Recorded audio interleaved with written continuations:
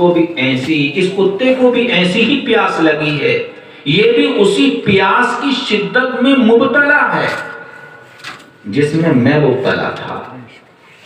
جب مجھے پیاس لگ رہی تھی تو بڑی بے چینی تھی، یہ کتا بھی اسی پیاس کی شدت میں تڑپ رہا ہے، لیکن کنویں سے پانی نکالنے کا کوئی سادن نہیں ہے۔ روایت میں آتا ہے کہ اس نے چمڑے کا موزہ پہن رکھا تھا۔ اس شخص نے وہ اپنے پیر سے چمڑے کا موزہ اتارا اور اس کو اپنے دانتوں میں دبا لیا اور دانتوں میں پکڑ کر وہ کنویں کی دیوار سے اینٹوں پر پہلے جیسے پیر رکھ کر نیچے اترا تھا اسی طرح سے نیچے اترا، اور اس نے چمڑے کے اس موزے میں پانی کو بھرا، پھر دانتوں سے پکڑا اور دونوں ہاتھوں سے اینٹ کے کنارے پکڑ پکڑ کر اوپر چڑھا اور باہر پیاسے کتے کو وہ پانی پلا دیا۔ پیغمبر علیہ الصلوۃ والسلام نے فرمایا کہ اس شخص نے جو یہ عمل کیا تھا اسے کوئی دیکھنے والا نہیں تھا، اس نے خالص اللہ کی مخلوق پر ترس کھا کر، رحم کھا کر، ہمدردی کے طور پر اس نے یہ عمل کیا تھا، کسی کو دکھانے کے لیے نہیں کیا تھا، ریاکاری کے لیے نہیں کیا تھا۔ اللہ کو یہ عمل اتنا پسند آیا، اتنا پسند آیا کہ اللہ تعالیٰ نے اس کو بلایا اور یہ فرمایا تم نے ایک پیاسے کتے کے اوپر ترس کھایا تھا، رحم کھایا تھا، جاؤ تمہارے اسی عمل کو بنیاد بنا کر، اسی عمل کی برکت سے ہم تمہارے زندگی بھر کے تمام گناہوں کو مٹا دیتے ہیں اور تمہاری مغفرت کا فیصلہ کر دیتے ہیں۔ ایسا اللہ نے کیوں کیا؟ اس لیے کہ واقعتاً اس نے جو کام کیا تھا یہ اخلاص سے لبریز تھا، اخلاص سے بھرا ہوا تھا۔ تو جو عمل اخلاص کے ساتھ کیا جائے گا وہ ہمارا عمل اللہ کے یہاں قابل قبول ہوگا، وہ وزنی ہوگا، ورنہ ہمارے عمل کے اندر آخرت میں وزن پیدا نہیں ہوگا۔ اور ایک تیسری چیز اور ہے کہ بسا اوقات بندہ کوئی عمل تو کرتا ہے، کوئی کام تو کرتا ہے اور اخلاص بھی اس کے اندر ہوتا ہے، ایمان بھی اس کے اندر ہوتا ہے، لیکن اس میں اتباع رسول نہیں ہوتی، یعنی رسول اللہ صلی اللہ علیہ وسلم کے بیان کردہ طریقے کے مطابق وہ عمل نہیں ہوتا ہے۔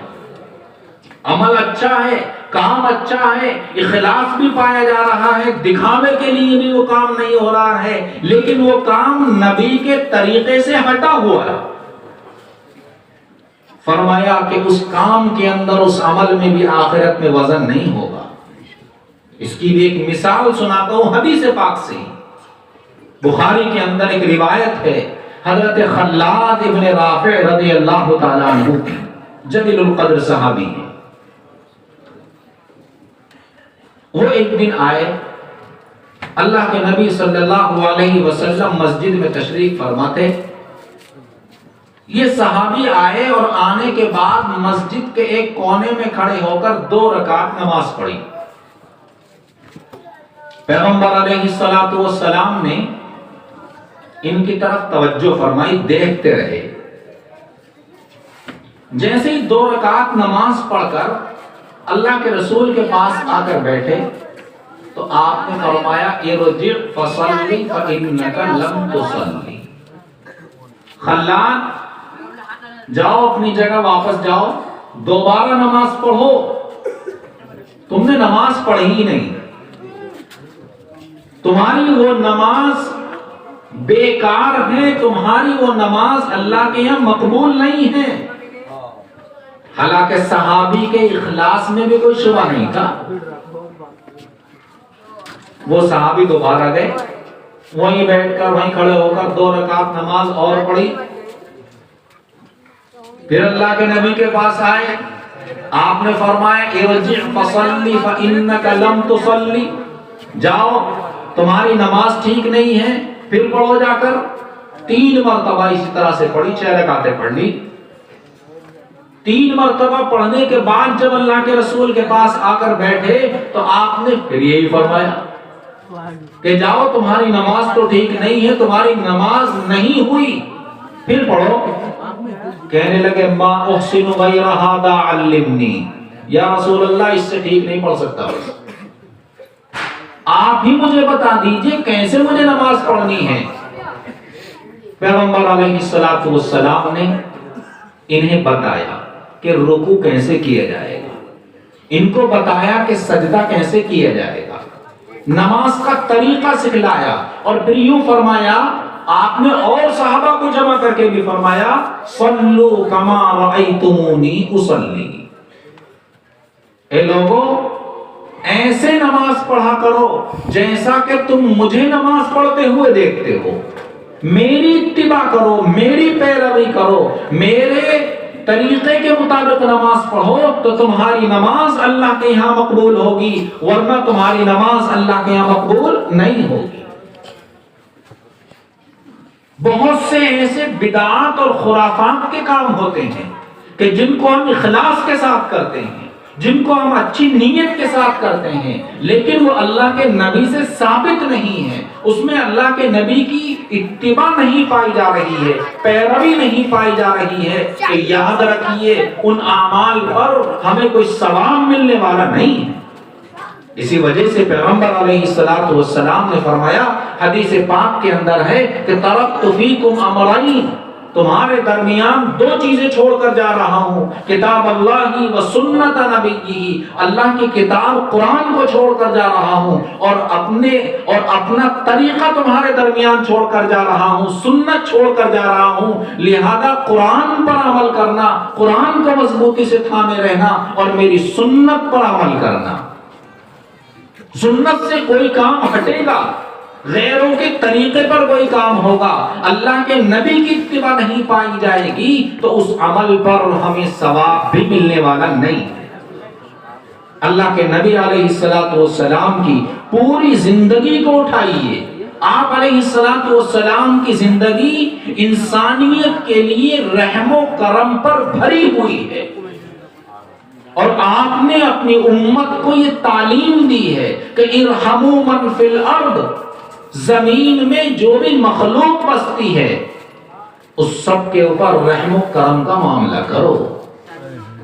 اگر تم زمین والوں پر رحم کرو گے تو آسمان والا تمہارے اوپر رحم کرے گا۔ اس کا مطلب یہ ہے کہ اگر تم ایک بھائی، انسانی بھائی ہو، کوئی بھی ہو، اگر اس کے ساتھ تمہارا معاملہ، تمہارا برتاؤ رحم کا نہیں ہے، حسن سلوک کا نہیں ہے، بلکہ ظلم و زیادتی کا معاملہ ہے، تشدد کا معاملہ ہے، قتل و غارت گری کا معاملہ ہے، تم مخلوق خدا کے ساتھ میں، اللہ کی مخلوق کے ساتھ میں رحم کا معاملہ نہیں کرتے، بلکہ تم سنگ دلی کا معاملہ کرتے ہو، سختی کا معاملہ کرتے ہو، تشدد کا معاملہ کرتے ہو، مارنے کا معاملہ کرتے ہو، قتل و غارت گری کا معاملہ کرتے ہو، زندہ جلانے کا معاملہ کرتے ہو، کسی کی جان کو مارنے کا معاملہ کرتے ہو، تو اوپر والا تمہارے اوپر رحم نہیں کھائے گا۔ جب تم ایک ایک چیز کے پیاسے ہوگے، ایک ایک ثواب کے قطرے کے تم محتاج ہوگے،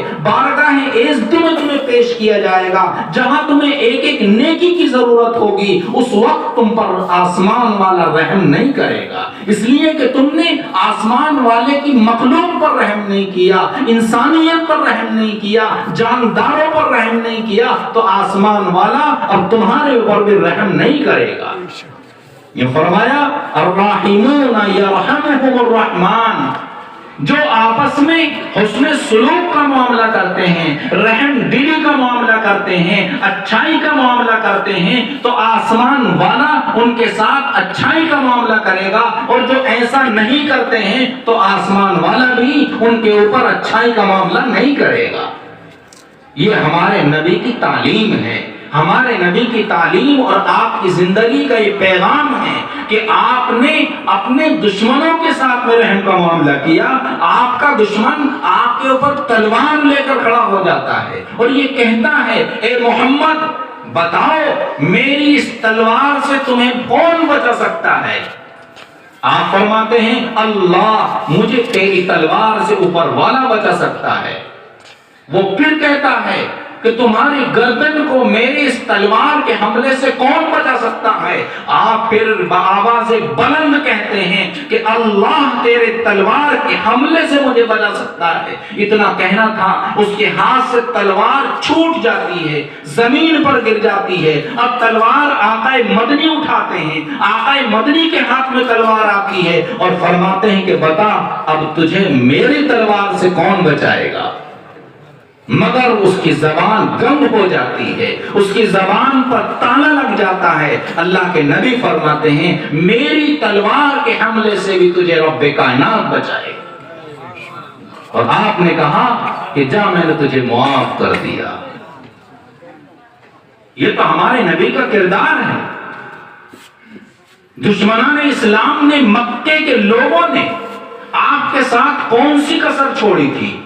آپ کے اوپر ابھی جو نعت پڑھی جا رہی تھی اس کے اندر بہت کچھ کہہ دیا گیا، بہت کچھ اشارے کر دیے گئے، وہ سارے مظالم آقا مدنی پر کیے گئے، لیکن انہی دشمنان کے اسلام کے ساتھ میں جب اللہ کے نبی کا معاملہ ہوتا ہے تو آپ کہتے ہیں کہ ان سب کو معاف کر دیا جائے۔ عام معافی کا آپ نے اعلان فرما دیا۔ ایک نہیں، آپ کی زندگی میں ہزاروں واقعات مل جائیں گے کہ آپ نے خلق خدا کے ساتھ میں، انسانیت کے ساتھ میں عفو و درگزر کا معاملہ کیا ہے، رحم کا معاملہ کیا ہے، شفقت کا معاملہ کیا ہے۔ یہی تو وجہ ہے کہ سرزمین عرب سے ایک آدمی لا الہ الا اللہ کی دعوت لے کر کھڑا ہوتا ہے، اور اس کی دعوت جہاں نہ کوئی سوشل میڈیا ہے، نہ کوئی الیکٹرانک میڈیا ہے، نہ پرنٹ میڈیا ہے، لیکن اس کے باوجود اس شخص کی دعوت 23 سال کے عرصے میں مشرق سے مغرب اور جنوب سے شمال تک پوری دنیا کے اندر پھیل جاتی ہے، اور اللہ تعالیٰ اس کی دعوت کو پوری دنیا کے اندر عام کر دیتا ہے۔ دنیا کا کوئی خطہ ایسا نہیں ہے کہ جہاں پر آپ کے نام لیوا اور آپ پر اپنی جانوں کو قربان کرنے والے موجود نہ ہوں۔ آپ کی بات میں، آپ کی دعوت میں یہ تاثیر کس نے ڈالی؟ اللہ نے ڈالی۔ کیوں ڈالی؟ اس لیے کہ آپ کو اللہ نے رحمت للعالمین بنا کر بھیجا تھا۔ آپ سے کہا گیا یا رسول اللہ آپ اپنے دشمنوں کے لیے ہاتھ اٹھا دیجئے، بد دعا فرما دیجئے۔ جب آپ کے اوپر طائف میں پتھر برسائے گئے، دشمنوں نے آپ کو پتھر مار کر لہو لہان کر دیا گیا، اللہ کے نبی سے آپ کے ساتھیوں نے کہا کہ آپ کو مستجاب الدعوات ہیں، آپ اللہ سے جو دعا کریں گے فوراً قبول ہو جائے گی۔ اے اللہ کے نبی ان کے حق میں بد دعا فرما دیجئے، اللہ انہیں غارت کر دے۔ اللہ کے نبی نے فرمایا نہیں، اللہ نے مجھے انتقام لینے والا بنا کر نہیں بھیجا ہے، اللہ نے مجھے رحمت للعالمین بنا کر بھیجا ہے۔ ہمیں ضرورت اس بات کی ہے کہ اپنے اخلاق کو، اپنے کردار کو اور اپنے معاملات کو پیغمبر علیہ السلام کی سیرت کے سانچے میں ڈال لیں۔ اللہ کے نبی کی تعلیمات کی روشنی میں ہم اپنے معاملات کریں اور اپنے اخلاق اور کردار سے اپنے دوستوں کو، اپنے پڑوسیوں کو، اپنے ملک کے باشندوں کو، اپنے ساتھ ملنے جلنے والوں کو اپنے اخلاق سے متاثر کریں۔ یاد رکھیں کہ اسلام جو پھیلا ہے اس نے اخلاق سے پھیلا ہے، کبھی تلوار کی نوک سے اسلام نہیں پھیلا۔ اگر اسلام تلوار کے زور پر پھیلتا تو یاد رکھیے عمر کو کون سی طاقت تھی جس کو، عمر تو سب سے بہادر آدمی تھے، عمر کو تلوار نے پیغمبر کے سامنے نہیں جھکایا، اگر جھکایا ہے تو آپ کے اخلاق کریمانہ نے جھکایا ہے۔